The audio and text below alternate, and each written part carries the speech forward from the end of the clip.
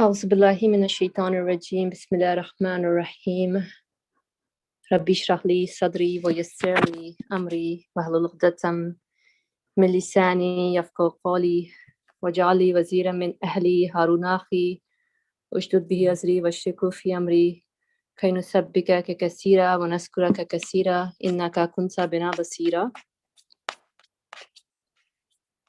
بسم الله الرحمن الرحيم. اللهم افتح علينا حكمتك وانشر علينا رحمتك يا ذا الجلال والإكرام. O Lord, open the doors of wisdom and mercy and shower your blessings upon us. Amen.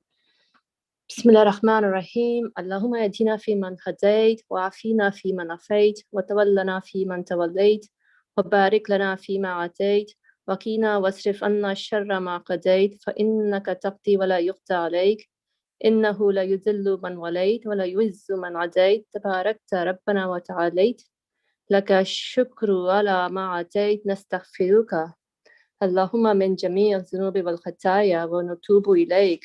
O Allah, guide us among those you guide. Grant us health and pardon among those you grant health and pardon. Look after us among those you look after. Grant us grace in what you have given us, and protect us from the evil of what you have ordained. For you decree, and none decrees against you, and none is abased whom you befriend, and none is exalted whom you are at enmity with. O our Lord, who is above all things, sacred and exalted, all praise is yours for what you decree. We ask your forgiveness and turn to you in repentance. Ameen. وصلى اللهم على محمد وعلى آله وصحبه أجمعين والحمد لله رب العالمين.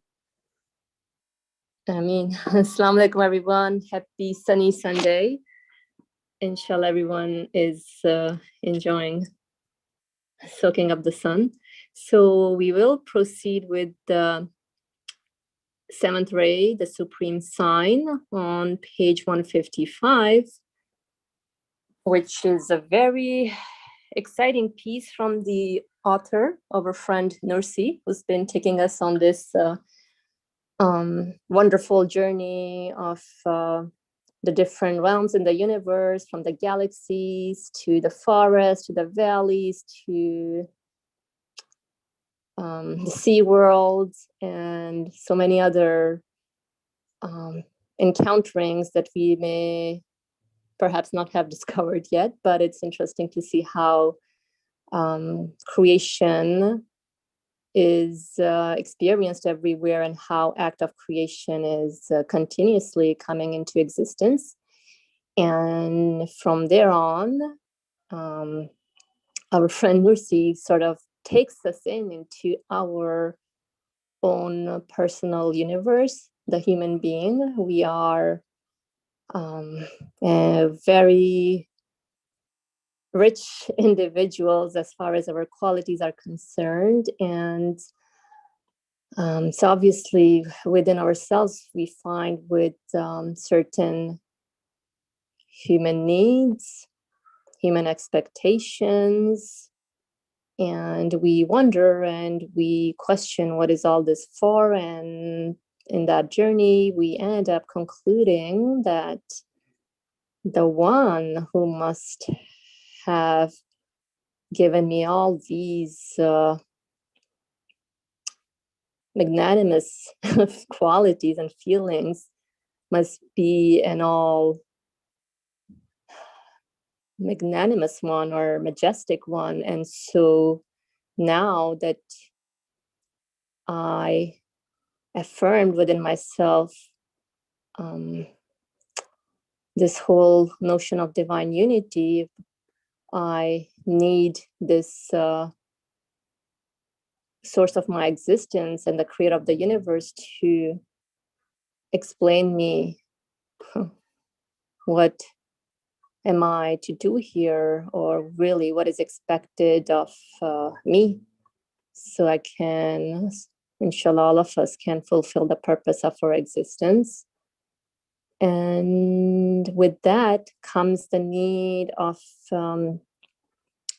a personal message delivered to each one of us, because we are We are interactive beings, although we may communicate with the sun, the trees, the air, the wind, flowers, apples, your breakfast, friends, just your breath or breathing in, or anything really that you interact with, although we may communicate with all of these, but I still need someone to speak to me in verbal form. I don't care what language is it in, as long as it's a human language that I can, grasp, maybe translate it out and and further break it down to understand it, then that's exactly what I need. And so with this need of having or desiring a communication, to me in verbal form comes the necessity of messengership, and the best manifestation of the speech of the creator of the universe is reflected in the personality of the Prophet Muhammad, peace and blessings be upon him. He represents, as far as the way the author walked us through, represent human potentiality in its fullest, utmost form. And so that becomes a guide for us and a pattern for us to apply in our journey here. And with that, our friend Nursi has been walking us through how I should take this man seriously. As a person, he's called Muhammad, but as the messenger of God, we refer to him as the Prophet Muhammad, peace and blessings be upon him. And this emphasis on peace and blessings be upon him is very, at least, enlightening to me, because the way the Nursi presents us the case, then we ought to be grateful, thankful for this human being to be employed for us and to help us sort of present us an exemplar on how to go on interacting with creation. Otherwise, I'll just live and die like a happy person, and that's it. But my human expectations are not satisfied with such a short-lived journey, and we desire more. And so our human potentialities extend beyond the universe. It's infinite. And so, inshallah, the Prophet, peace and blessings be upon him, is helping humanity do that. And so some of the striking pointers were how the message that he brought, which is really from the creator of the universe, it's not from his own, but definitely it's a result of human endeavor. It's a result of a struggle to seeking answer to our human questions. And so that message, as it was disseminated to the first addressee in the Arabian Peninsula, it brought like a really paradigm shift, or what we may call like a revolutionary change in people's living day to day, or whatever we experience. So that's something to really put underneath a microscope, because I know historically we said, oh, the message was revealed in 23 years, but in 23 years, like a civilization that was so primitive, didn't have any sort of established system of any kind, be it judicial, economical, social. Suddenly, how come, everybody sort of prospered in all aspects of life within their humanity? So that really, first of all, is not only impressive, but second of all, it's something that we all desire. And if we really were to make a comparison with everything else that we encounter, so there's a lot of research going on in education, psychology.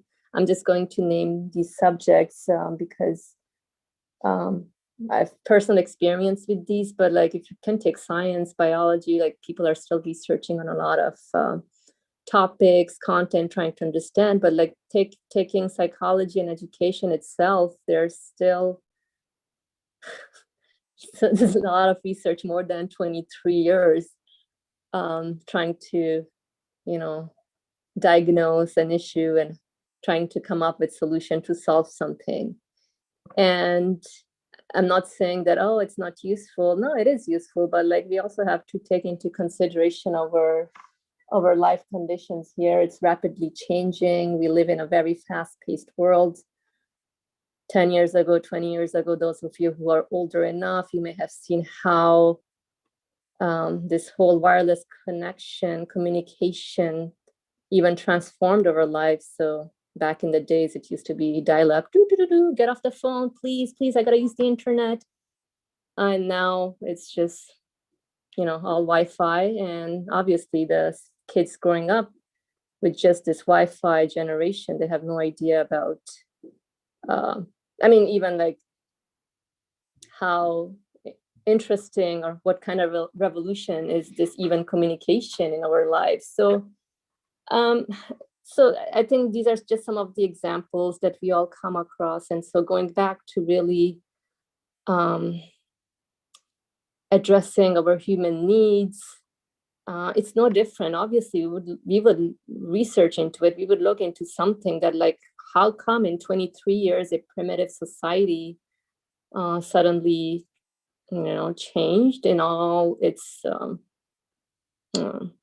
aspects? Then that requires a lot of studying, right? So we can all benefit from it. And so it's also a validation for anyone who's inquiring about their existential journey in terms of, is this a message that truly resonates with me? And is this person who claims to be the messenger of the creator of the universe, is he really the messenger of God, or is he just making up his own thing? And so that's the whole point. Like in 23 years, how can you help out revolutionize like a whole society? So that was a very interesting, I think, point. And the second point, at least for me last week, was the seventh piece here, the seventh itself, the seventh pointer, which talks about the companions. And I remember Brother Ali mentioning that if it were not for the companions, then the Quranic message would be incomplete. So that was also sort of, turns one's life upside down, because we take everything for granted. Like, it really tells you also about the seriousness of this message, how everything within the order in the universe is set up in such a way that each and every individual or things are employed for us to communicate something on behalf of the creator of the universe. And so if it were not for the friends or people who would interact with the prophet back then the message would not have reached to us. So that's something very profound as well to think about, I guess, to put into under a microscope as well, because it doesn't really require to do lots of digging, but just getting this whole chain of transmission. How is it happening? It's miraculous also in a way. And so it means that definitely we should also be studying their teachings, also seriously, because it must have some elements of truths and belief that we can also help establish within our lives, inshallah. And briefly, the 8th and the 9th point mention about how the notion of God necessitates the existence of a prophet. And it's an ongoing journey, really, this whole concluding the creator of the universe, that really, like, so what do you want me to do? In other words, like, thank you for giving me this wonderful existence, but I need to know. It's just like, how you start a new job, you're all excited, like the first month, perhaps it's the honeymoon phase, you're getting to know your co-workers and everything, and like the second month, you're like, all right, let's get to business. So what exactly are the expectations? What am I supposed to do? What are my responsibilities? And so on and so forth. So I think in the same fashion, this whole concluding divine unity and the creator of the universe must speak, then requires us to further progress in our journey. And it's not even like really a progress, but this is it. This is what we do. I mean, we can all, you guys are all like smart professionals here in this group. I think we can all make that connection. This is what we do, right? So what is it? What exactly do you want me to do? Or even though, and if there may be some kids, students listening out there, like the same thing, you ask your teacher, so how do you want the assignment to be? How are you going to grade this? What's the grading policy? So these are very human questions. This is how we are. This is nothing, nobody's just saying or putting down things just out of the blues. No, I mean, that's how the education system works, regardless.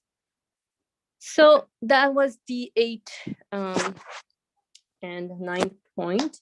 And so bottom line, mashallah, we have to also admire this author, Nursi, may Allah be pleased with him, because he's really helping us also how to develop sort of like a chain of thinking, which he sort of did with this whole journey with the 7th ray, the supreme sign, right? He's helping us also in terms of when I conclude something that necessitates this. So if I'm concluding the creator of the universe, that this universe must have an absolute source, and that necessitates that he must employ a teacher, and otherwise I don't know what to do here.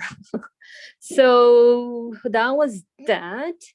These were just some takeaways from last week, excitements from last week, but I'm gonna pause here and see if anybody wants to add on anything before we move on to the first. I'm just gonna take a pause.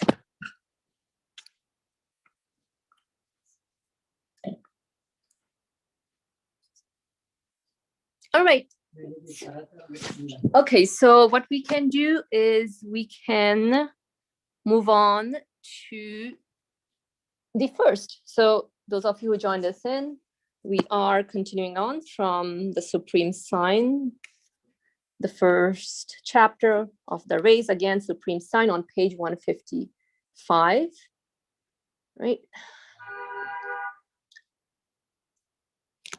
The first, the unanimous affirmation made by that luminous assembly, known and celebrated throughout the world as the family of Muhammad, peace and blessings be upon him, including thousands of Poles and supreme saints of penetrating gaze and ability to perceive the unseen, such as Imam Ali, may God be pleased with him, who said, were the veil to be lifted, my certainty would not increase. Were the veil to be lifted, my certainty would not increase. And al-Qadir al-Gilani, the Ghawth Azam, may his mystery be sanctified, who saw the supreme throne in the awesome form of Israfil while yet on the earth.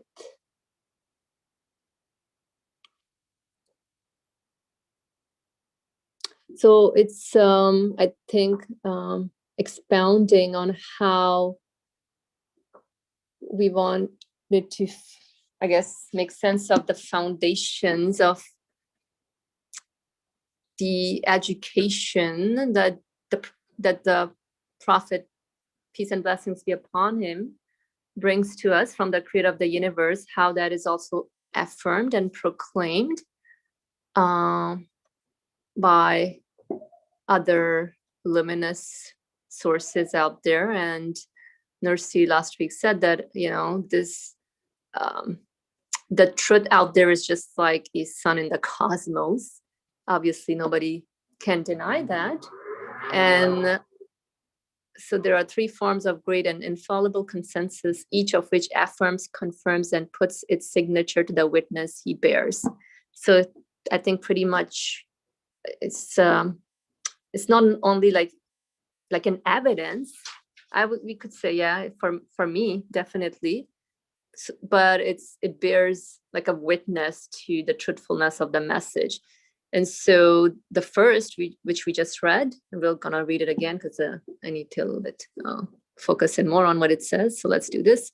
The first, so the unanimous affirmation made by that luminous assembly, known and celebrated throughout the world as the family of Muhammad, peace and blessings be upon him, including thousands of souls and supreme saints of penetrating gaze and ability to perceive the unseen, such as Imam Ali, may God be pleased with him, who said, were the veils to be lifted, my certainty would not increase. And al-Qadir al-Gilani, the Ghawth Azam, may his mystery be sanctified, who saw the supreme throne and the awesome form of Israfil while yet on the earth.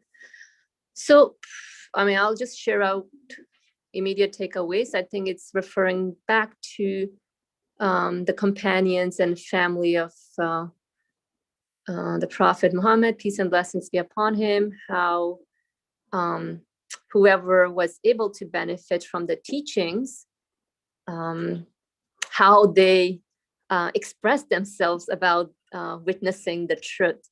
So I, mashallah, always admired this saying from Imam Ali, were the will to be lifted, my certainty would not increase. SubhanAllah, what a confidently way of expressing out. I mean, it's just a statement itself is so powerful in terms of even though, you know, how we said that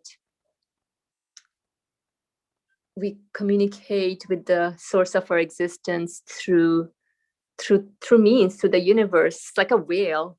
So think of it, maybe you have a window and then you have curtains on it, but sometimes if it's daylight, you can see, oh, there's the sun is out, the sun is shining. Like, well, I gotta see the sun. So you kind of remove the curtain out and you can see the sun. But even though if the curtains were there, you can still see something shining, and you can even feel the warmth of the sun rays.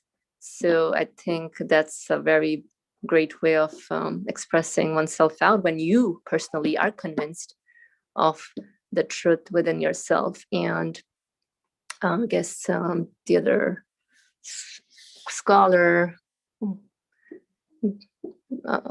that he mentions here, al-Qadir al-Gilani, I guess he must have mentioned that he saw the supreme throne and the awesome form of Israfil while yet on the earth. I'm not so sure what that means, but I think perhaps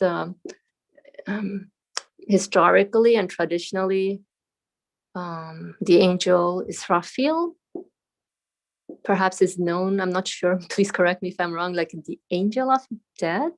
And so, yeah, I mean, we see everything being resurrected every moment. And so seeing the supreme throne, once we are able to make the connection of things we communicate, then that's also another great way of expressing oneself out, if and only if you are fully convinced within yourself.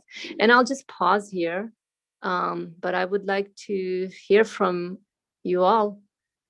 to maybe unpack some more on what's being said here and share out also your reflections so it can help all of us also make sense of the matter. And yeah, raise your hand. Thank you.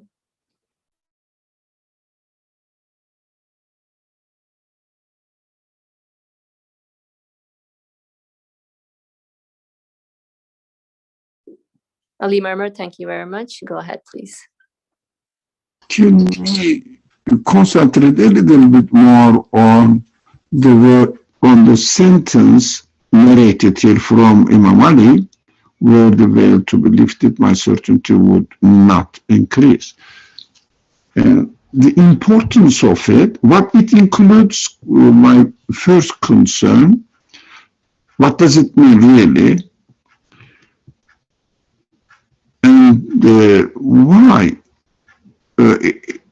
this status of the people are important for us, although you touched upon the second part, because without the inheritance coming down to us of the message of the Quran and its practice by the messenger, instructor of this teaching of the Quran, which is mostly like I always liken it to a constitution without law. You cannot really practice it, and it cannot be practiced, and it is ineffective. In fact, in one's life, in people's life, at the level of society. Now, it is. I like this idea because Quran, although mainly concentrates on one's state of mind, state of heart, state of feelings, and how it must be related to the world and to my practical life. But in fact, as far as the conditions are concerned, I wouldn't put into practice while I am living my ordinary life.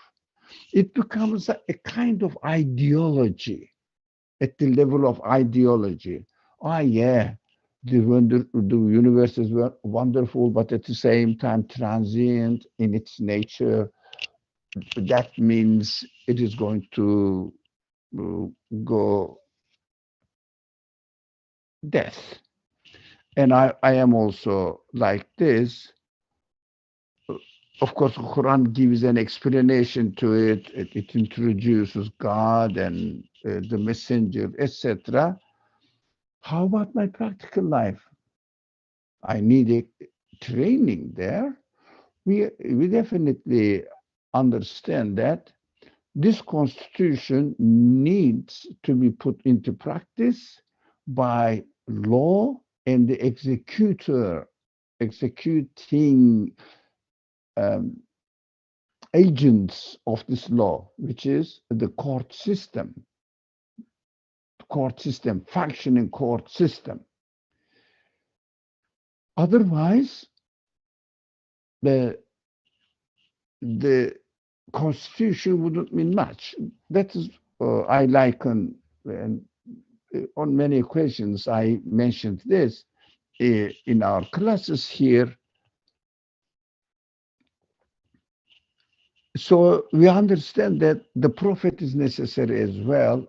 If this practice does not reach to me, the constitution alone will be meaningless. You mentioned that, Fariha, summarizing the importance of the messengership and his companions.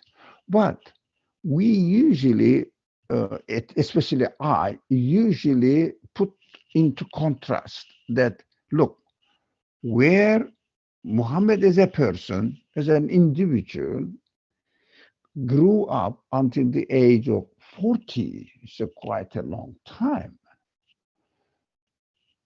was a barren place. I mean, physically barren, but culturally also barren. Nothing. Um, I mean, what can I expect from these people? Because they had no value at all.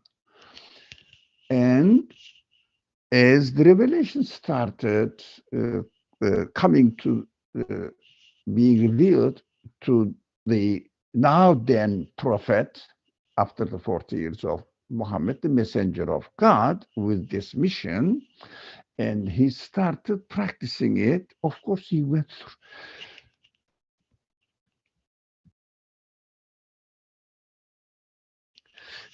through uh, so many different life experiences. It's so amazing. Started from scratch, zero. Nobody in the society. An honest man, that's it. Honest man, but nobody. Not rich, doesn't belong to, according to the values of that culture, doesn't belong to a famous family, lineage, I mean, highly treated, regarded lineage, and is a just shepherd, no profession, no quality for poetry. So that in that society, poetry means scholar. I mean, if somebody could write poet, and this poet was esteemed by the society, it means this person, he or she, is a scholar of that group of people, that tribe. Maybe the candidate for a leadership. None of them, as I call this, nobody. But after the revelation, he is going through these stages. The prophet and the people around him, that's important now, as far as our subject is concerned, around him undergone a serious teaching of the Quran and very extreme variety of experiences throughout their life in 23 years' time.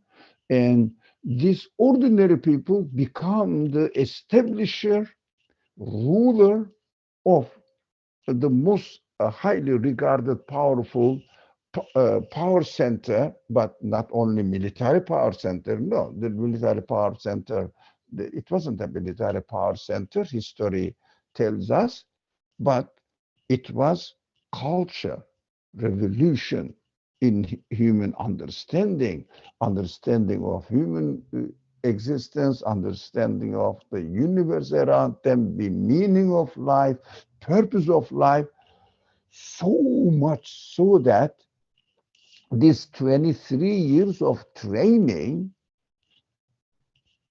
covered all kinds of life experiences, levels of life experiences, from shepherd, total ignorant, illiterate, to leader of the civilization of that time, accepted and potentially ready or potentially uh, ex, uh, expanding to whole world so fast. Groups of tribes were joining this and accepting the training. All these people who were trained in 23 years of, if you like, intensive course through life experiences, not only going to class, learning and going out and doing your own business and going to the canteen and eating whatever you like and chilling up with your friends. No. All kinds of hardships of and the good times of life experiences.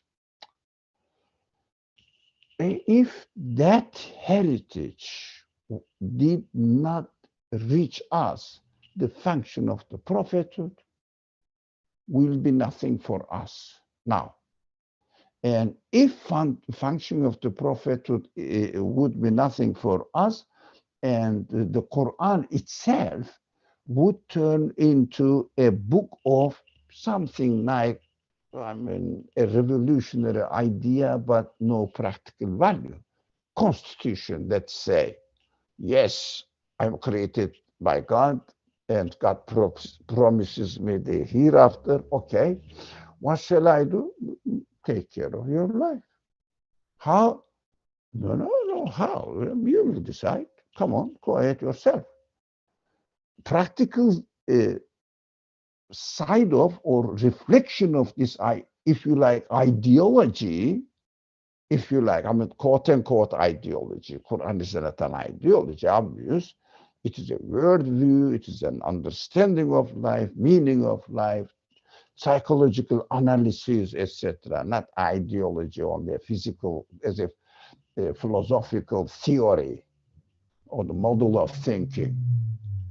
Of course, it is powerful. Everybody seriously studies the Quran, comes up with the admission that it is a very revolutionary idea, but practically, I cannot practice it in my life. Neither in individual level nor in societal level. So it is very essential that this heritage, 20 years of experience heritage, must reach to me. How can it be possible? Of course, the people around or in this school of 23 years of education has to embrace this idea, this practice, and put it into practice in their practical life, and also convey the others with the understanding that this message must be carried away generation by generation, and according to the conditions of new generations, it can be adjusted, but the essence of it, essentials of it, must be protected. Who could do it? The ones who were educated in the school of Quranic teaching or the prophetic teaching or prophetic practice. These people will do it. Who were they? They were they belonged to the most ignorant tribes or civilization. If you call it civilization, I wouldn't call it civilization. It was a mistake. Lifestyle, most ignorant, doesn't know even how to read and write. And these people undergone through this education system and gained so much higher perception, understanding of the creation of the universe and life and related to anything to one's material and immaterial needs. It means bodily way of life, how I can take care of my bodily life, and also how can I take care of my spiritual life, which means all the requirements of my spirit, my soul, feelings must be practiced. And the example, Imam Ali expresses it in his level of understanding the reality of this world, even the veil to be lifted. It means God appeared to me in front of us, which is impossible. But even if he did, my certainty wouldn't increase. He wouldn't say, no, now I understand my belief in God was really true. Here it is in front of my eyes. He says there is no need for this kind of appearance. That is important the level of realization. It means they have gone through such an experience, such a conviction level, an experience of the feeling that if Allah asks you and me now, Ali, would you like me to show myself? I mean, this ghaib cannot be, but in your dream, for example, somehow, because I am able to do everything, I can make it.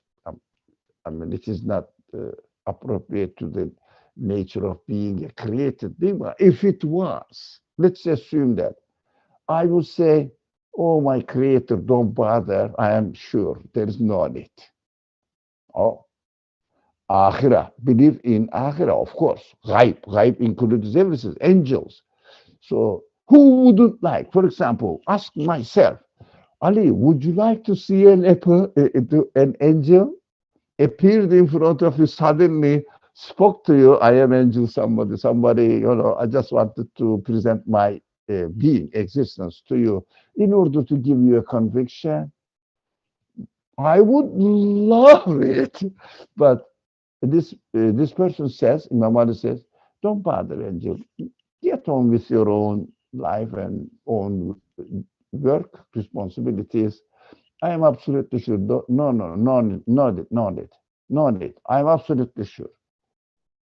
This certainty, akhirah, for example, would you like to die?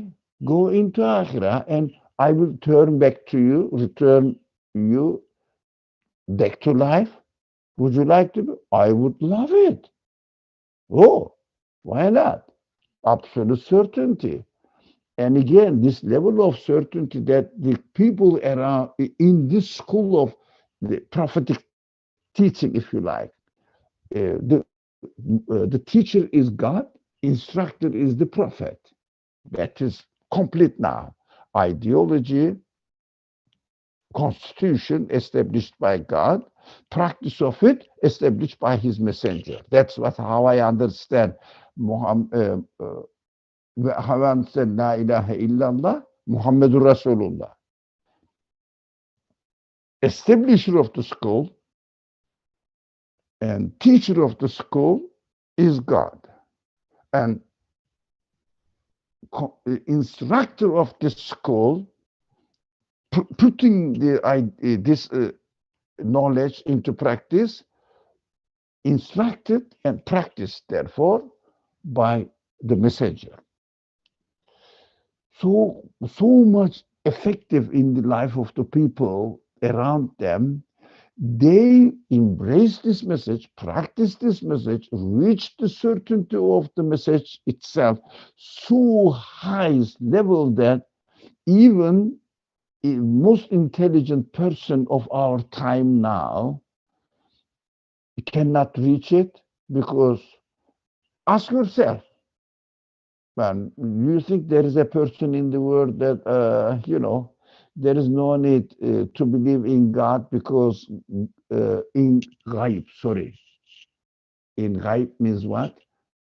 All those understanding that the universe refers to, my existence refers to, relates me, my understanding, to something not of this universe, nothing to do with this universe, but the source of the existence of this universe. Source of the existence of this universe. Have you seen? Have you experienced? No, but I'm absolutely sure as if I have seen it. No, don't need to say. Although we can say it is by nature, cannot be seen, but it is not enough. Well, by nature, it cannot be seen, yes, but it is by its nature, it cannot be seen is different from if it was possible, would you like to see? I would say yes, definitely yes. For example, would you like to see Muhammad functioning really and really see that he is receiving the message from the angel somewhere and somehow? I would say definitely, definitely receiving the message from the angel, whereas the people around them have not experienced it. Muhammad took a certain type of uh, experience in his life, which was unusual most of the case. And after this unusual experience, uh, the messenger of God said, I have received this. This sentence doesn't belong to me. Write it down or memorize it as a part of this. After this, he wasn't really specifying it. After this verse, before this verse. No, locate in between this. And then it started appearing that it became chapter by chapter by chapter completed. And the names were called this chapter, chapter A, chapter B, chapter C, or section A, section B, section C, some in this way. Although the sections were not put, but different sections. The names were different, A, B, C, like that. So we know that Fatiha, Baqarah, or this kind, or other way around. I don't know, Fatih uh, and Hujurat, and go back to Nisa, this kind of things, uh, this kind of names. So chapters were there at the very end of the 23 years, and that is the constitution he received. Would you like to see the really angel delivered it? You said, oh, this is the angel.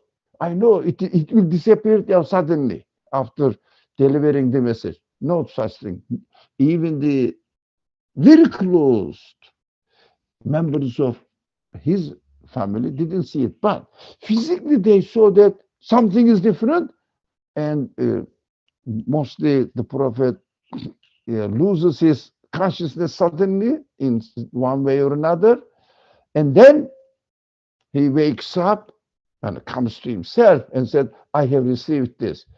Under this physical condition, no one can really seriously think about it at all, about anything. It's a painful situation. That is why the people around the prophet were absolutely sure that he cannot make up while this in this situation for 1 minute or 10 seconds. He cannot make it up. They were so sure because of the physical appearance of the body of the prophet messenger. But at the same time, they never experienced angel delivering the message. This still something is ripe. The revealing of the Quran was still kept ghaibi. And that needs to believe. And the person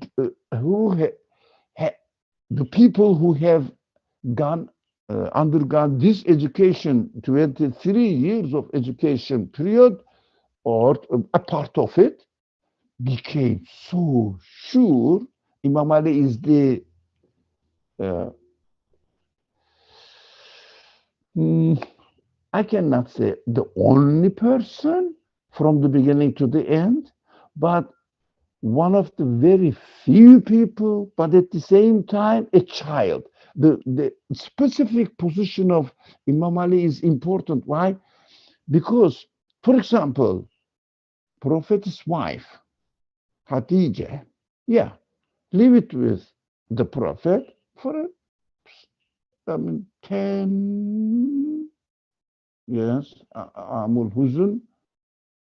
Does anybody remember what was the exact time of Amul Huzun? I think 10, 9, 10. If anybody knows, please help me. Oh, around their years and died. And didn't get 23 years. Abu Bakr was a grown-up man. It means he had previous experiences, but he has gone through the very few people that he has been enrolled, if you like, to this school of teaching. school of Quranic teaching, the prophetic example, yes, he completed 23 years, but from scratch until the late time, after the death of the prophet, something like 17, 10, 12, yeah, and 17, 18 years he lived until he was martyred.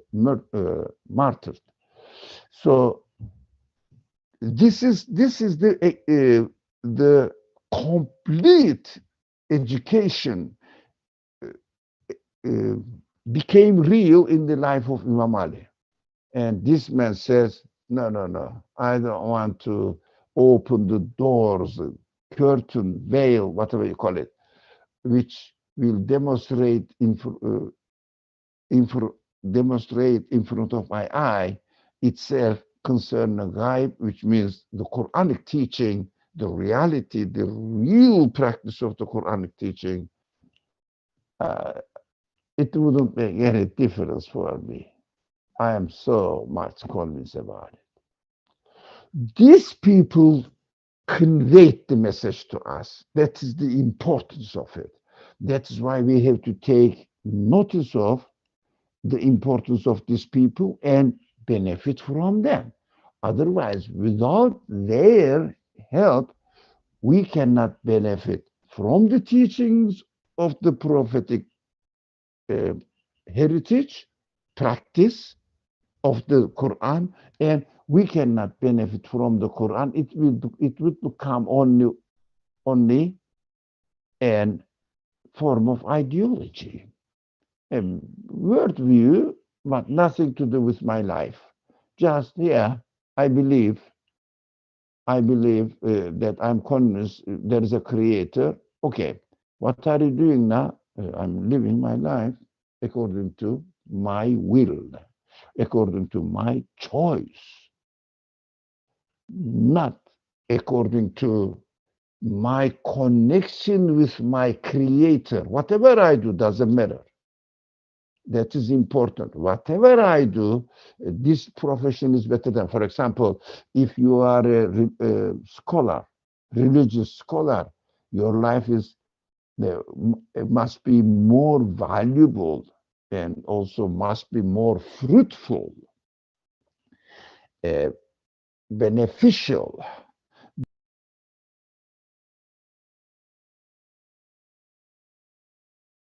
You're muted, Brother Ali. Thank you. So you were saying that if you are a scholar, then your life must be more fruitful and beneficial, something like that. Comparison, then a person who's working in a corner shop, an ordinary man, not educated. No. No. Everybody, whatever they are dealing with in this world, can turn into a connection with their creator. This is important. That's why the prophet, the messenger of God, did not suggest anybody, it is better for you rather than being a farmer. Why not? To be a scholar, Quran, for example, memorizer, leave this job, only the prohibited jobs are dropped by the people themselves. For example, let's say, a typical example is those people who are producing and selling alcoholic or intoxicant drinks or productions stopped after they are prohibited by the Quran. Gambling, this kind of practices stopped by the people themselves, because as soon as they understood that God didn't want them, directly, the prophet did not directly interfere into people's practical life. exemplars, presenting examples were there. Sure, his high life was this. Being an example, not really forcing people, but people confuse my understanding, personal understanding. The practice of Medina, they see it as really the Prophet was implementing the rules introduced in the Quran in practical terms by using the physical power. We have to understand, to me, it is a wrong interpretation of the situation. Although we have to put this case, it is important. I jumped from one to another subject. I know this is somehow, according to me, important to understand. But as far as the subject is concerned, I mean, it may be a sub-subject, not necessarily the main one, majority one, major subject, but just minor subject. But it is important for us to know. And I'm presenting my understanding there. Prophet, the last mission of the prophet was not being a shepherd anymore. He was the administrator, establisher, administrator, and also the person who consolidate the people around them at at an tribal, nowadays international relationship context. So it became one of the two main figures of this time. One of the main only figures, Roman and Islam. Medina institution, there was no such thing that time. Medina institution. He was the Medina, the leader of the Medina administration, establisher of the Medina administration, and executor of the Medina administration. We should never forget that. Like Yusuf in the Quranic example. Yusuf was a prophet, but at the same time, if you like, what is that? Financial minister of the king. The king was an atheist man. That's so interesting. So that he was serving the atheist people, helping them, saving their life, at least as far as we know, 14 years, and working under the control of an atheist king. It was his profession. Yeah. And Medina's administration also, the prophet's profession. Of course, we have to understand there is a wisdom in this position. Why? God employed him in this way. He didn't want it. He was given. So the Creator gave him the opportunity to put his message, God's message, into practice at all levels, possible levels of human life, at a personal level, at a societal level, at the same time. That was an excellent exemplary life. I mean, Prophet himself didn't follow it by himself, but the Creator entrusted his message to a person and provided the opportunities for him to practice God's message into all possible levels of life, in between the top, the bottom, and the top. They call it toe to top, toe to head. So everything was practiced. In that matter, as an executor of the if like regulations of the Constitution, which is the Quran, He put it at the societal level into practice as a part of his mission. While he is doing this, he was demonstrating how these practical rules, which is called Sharia, the Sharia must be practiced. But when it comes to, if you are the executor of such a society, you have to do it as well. This is the prophetic mission. Like Yusuf did, like Muhammad did. So they served the believing or non-believing, doesn't matter, the rules of God according to the teachings of God. Yusuf administered under the king, atheist king, or I would say irreligious king, but irreligious king never, in the example, never interfered into his practice. So he was practicing as a prophet what he saw and understood as a prophet.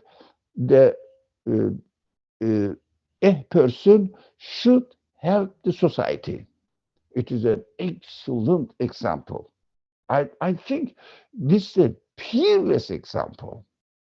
The example of Yusuf in the Quranic example, the real life of the Prophet Muhammad is an excellent example for us.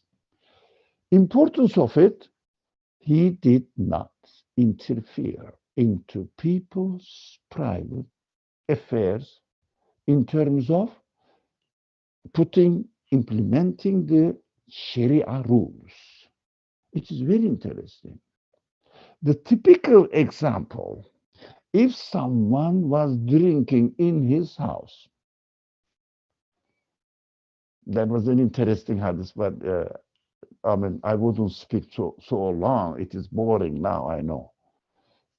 There was no, you cannot interfere whatever the people do in their own life. Although, for example, you knock at the door accidentally, not to investigate, it is prohibited. But you want to visit him, he came up, freshly smell coming out of his mouth that alcohol, smell of alcohol, heavy. You are absolutely sure that he drank. Can you say anything? Can you criticize this man? According to the practice of the instructor Muhammad, the messenger of God, you cannot.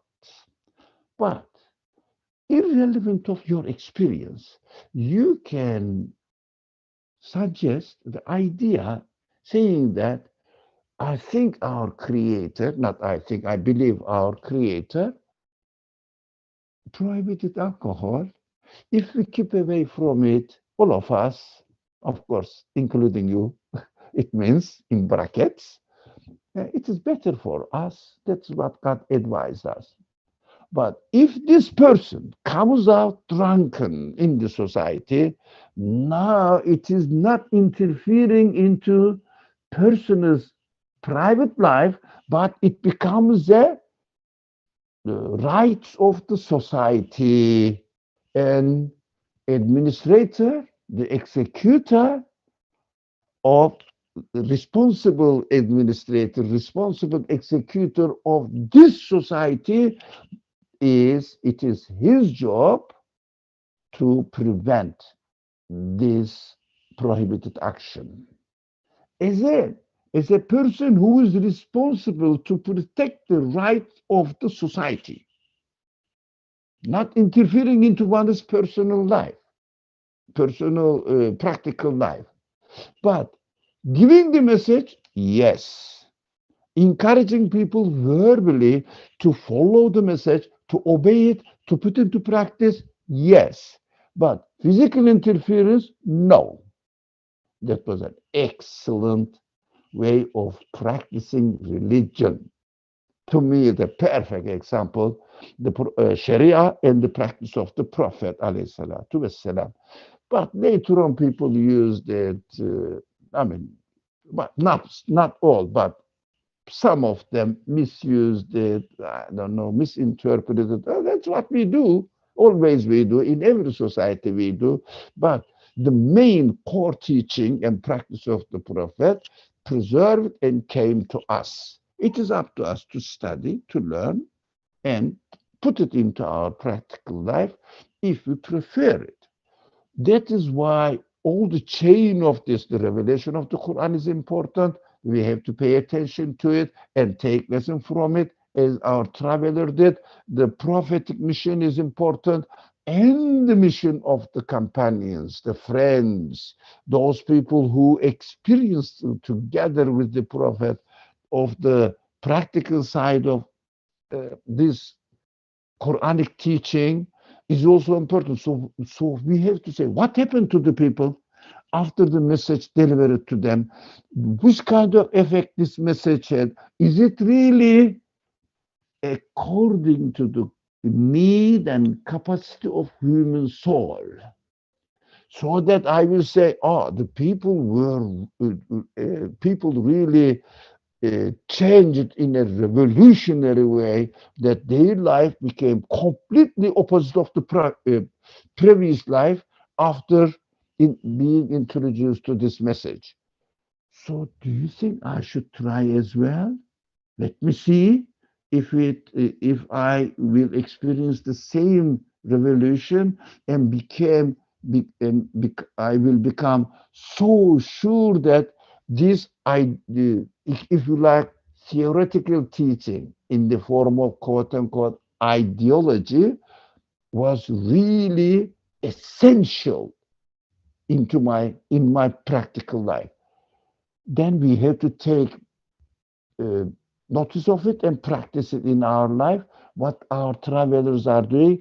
This experience will turn out to be my evidence that the teachings of the Quran is really for human beings essential for human beings. Really, I understood from my own journey of experiences. Thank you very much, and please forgive me for being so long. Jazakallah khair, Brother Ali. This was extraordinary comment and reflection from your end. Again, thank you so much for sharing your take and reflections with us, because it helps us also digest and comprehend the essentials of the Quranic teaching in a more profound way. To me, since last week, I was just mesmerized by how the role of the companions of the Prophet is of utmost importance. Otherwise, we won't be studying or looking into the Quranic message. So it also makes us understand how the ins and out of also like what goes on with the reality of this existence, where we are all in need of education, guidance, but the guidance from the creator of the universe in a way that fully resonates with my human expectations. And with this, I'm also like looking more into this comment from Imam Ali that you expounded on as well, were the veil to be lifted, my certainty would not increase. MashaAllah, that's just like the ideal way of living here. Inshallah, may we all reach to that certainty as well, because that's just like being really confident in your existence. This is it. I know exactly who my owner is and what my purpose here is, and I'm just following the order to acknowledge the source of my existence. So it doesn't really matter, like the example you're giving, that this Quranic message is really coming from an absolute source. So, hey, let me show you the absolute realm. Sure, but like here, if you read this, were the wheels to be lifted, my certainty would not increase. No, I'm still confident in, this absolute realm. So, it's like being impartial. Doesn't matter, because I know I'm so convinced about that everything that I experience is not from this universe, it's from this absolute realm. And you want to take me there? Well, all right. But so thank you again for sharing this out. And I know there's a lot that was shared, and just some immediate takeaways also, how human beings are in need of teachers. We need I want to say, hey, we need some sort of explanation, understanding, wisdom to things that we encounter. And so the point that you also mentioned about how we say La ilaha illallah Muhammad Rasulullah, that the teacher is God and the instructor is the messenger of God, Muhammad, peace and blessings be upon him. So that's also it eliminates one's heart and spirit. Alhamdulillah, inshallah. I'll just check in to see if anyone wants to make a comment from what was shared, or if anything you want to ask.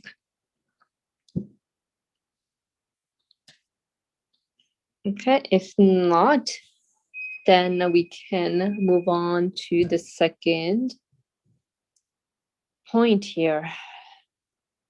Okay, so again, we are reading from the race, page 155. The second, the confirmation made with a strong faith. The confirmation made with a strong faith that permitted man to sacrifice their lives and their property. That permitted man to sacrifice their lives and their property, their fathers and tribes, by the renowned assembly known as the Companions, who found themselves among a primitive people and in an unlettered environment, devoid of all social life and political thought, without any scripture, and lost in the darkness of a period between prophets. This is very interesting and resonates with the human soul here. Without any scripture and lost in the darkness of a period between prophets, and who in a very brief time came to be the masters, guides, and just rulers of the most civilized and politically and socially advanced peoples and states, and to rule the world from east to west in universally approved fashion.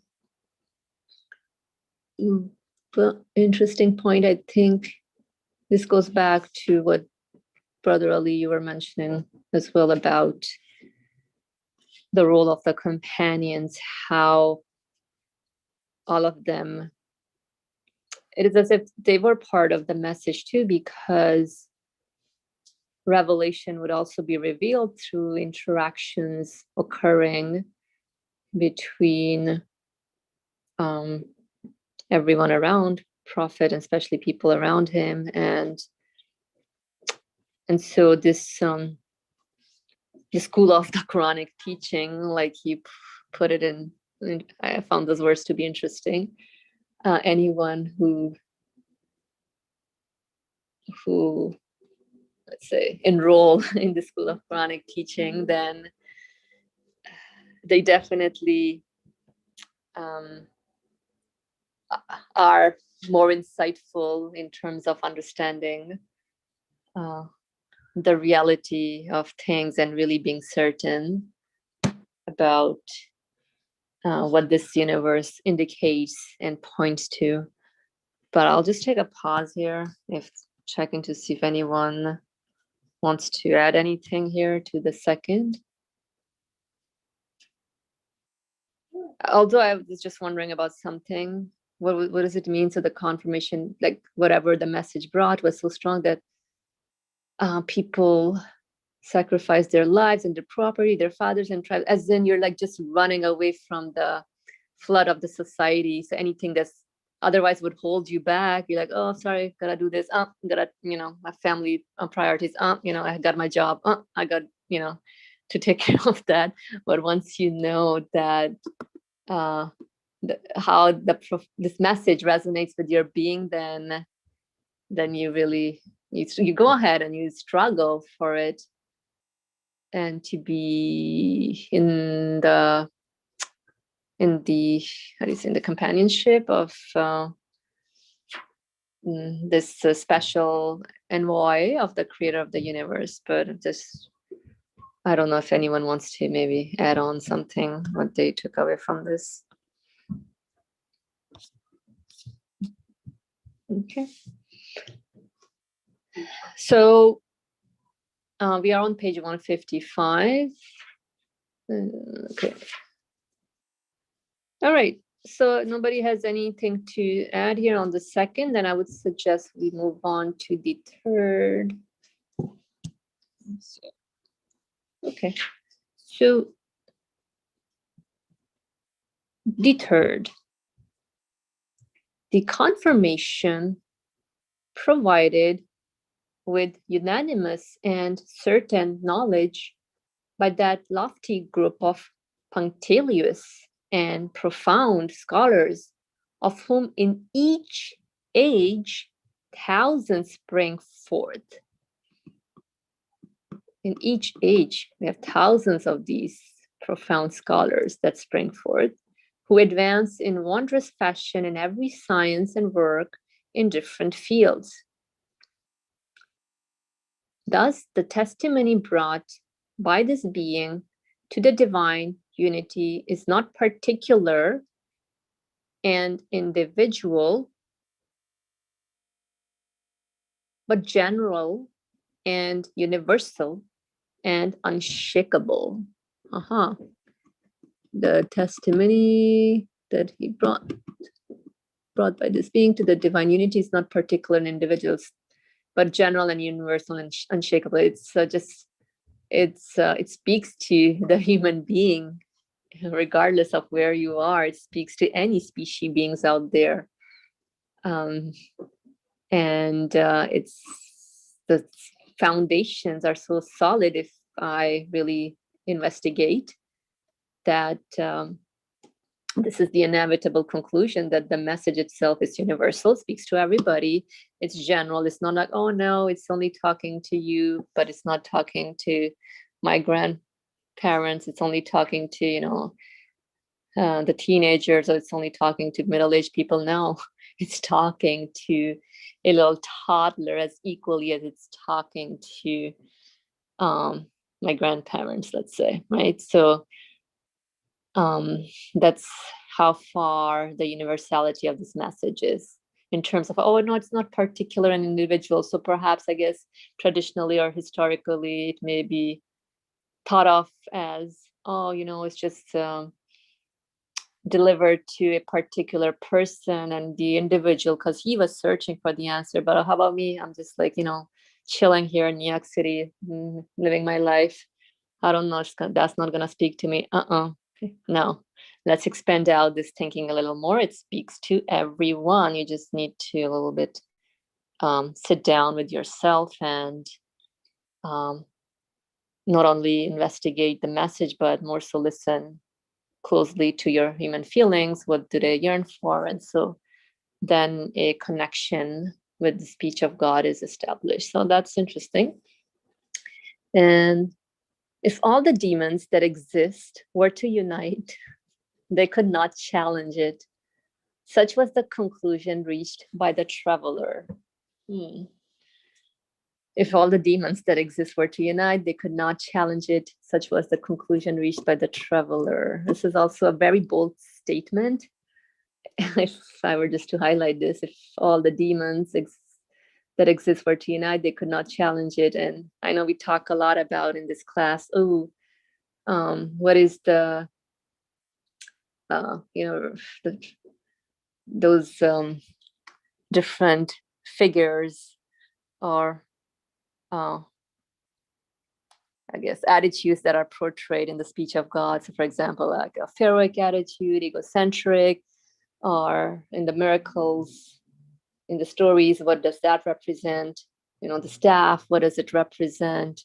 The magicians of Pharaoh, what does that represent? So I think we say, it's the scientism or the ideologies out there that I'm exposed to. So there are several. I agree with this part. They're like, we call it scientism, but there's more than that. There's like philosophy. I remember like 10 years ago riding on the New York City subway, how they have those ads like, philosophy of life. Do you want to live a happy life?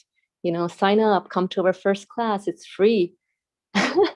So these false advertisements are everywhere as if it's going to give you full-time happiness. No, it's really temporary. I think I've tried it all and it doesn't really satisfy the human being in its fullest sense. So anything that's available out there, even whatever, I don't want to say, secular civilization, because that's what we live in, that's our flood, but whatever comes around in the flood is what we're exposed to.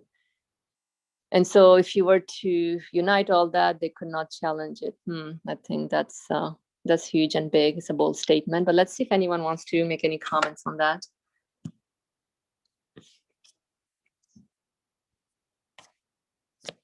All right. Quiet Sunday crowd. Inshallah, everybody is enjoying the sunny weather. If not, then we'll just, I guess, finish this up with the supplication here. Okay. So such was the conclusion reached by the traveler. In reference to the lesson learned in the school of light by that traveler from the world, that wayfarer in life,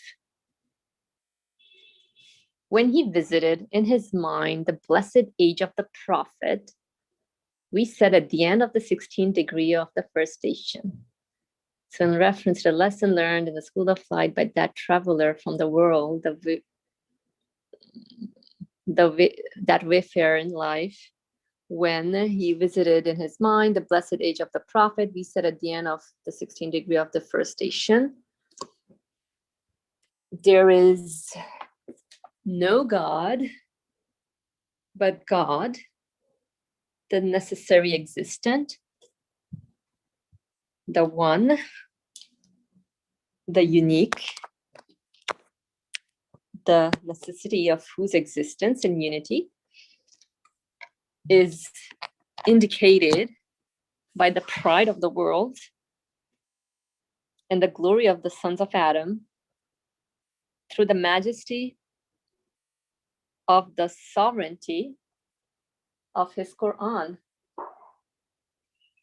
So there's no God but God, the necessary existent, the one, the unique, the necessity of whose existence in unity is indicated by the pride of the world and the glory of the sons of Adam through the majesty of the sovereignty of his Quran, the splendor of the expanse of his religion, the multiplicity of his perfections, and the exaltedness of his characteristics, as confirmed even by the testimony of his enemies. He bears witness and brings proof through the strength of his hundreds of manifest and evident miracles that both testify to truth and are themselves the object of true testimony. And through the strength of the thousands of luminous and conclusive truths contained in his religion, according to the consensus of all the possessors of light, the agreement of his illumined companions, and the unanimity of the scholars of his community, the possessors of proofs and luminous insight. All right, so it's an interesting way from our friend Nursi, may God be pleased with him, to share out the conclusion, his conclusion of like all the different points we went through today, and also throughout the seventh, right? In terms of really affirming the necessity of an instructor from the creator of the universe to really speak to us and give us the guidance that we all seek. And so it's really you and I, we're the traveler as well, along with Nursi. So may we also pay more attention to the universe and our human feelings, and try our best to study the teachings of the Quran, and really what is it being shared by Prophet Muhammad, peace and blessings be upon him, and his companions, so we can also make our life and existence fruitful in our practical and physical lives here, inshallah. I'll just quickly scan the room to see if anyone has any comments or any sharings. Okay, if not, then we will, inshallah, pick up from the tireless and insatiable traveler next Sunday. Thank you all for joining us here today. Alhamdulillah, this was a very delightful conversation with not only Nursi, but anyone else who contributed. Jazakallah khair. Bismillah ar-Rahman ar-Rahim. Subhanaka la ilma lana illa ma 'allamtana innaka antal alimul hakim. Glory be unto you. We have no knowledge save except that which you've taught us. We have no knowledge save except that which you've taught us. Indeed, you are all knowledgeable, all wise.